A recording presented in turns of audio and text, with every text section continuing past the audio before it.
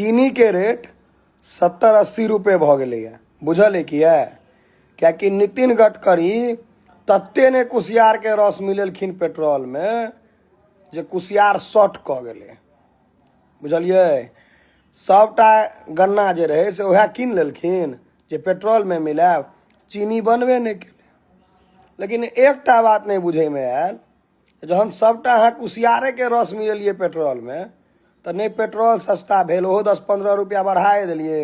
आ चीनी तो 40 से सीधा 80 पर लऽ कऽ चलि गेलिए डबल बढ़ा दिलिए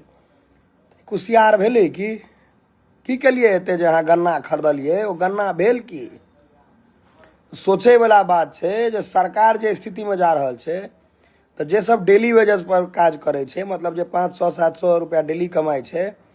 ओ कहियो अहाँ के पैसा बचाए नहीं पेते या कि ओ जे कमेते से खत्मे भ जेते।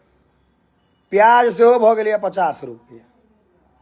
मतलब बताओ सीधा दुगुने के बेर बीच में ने ओह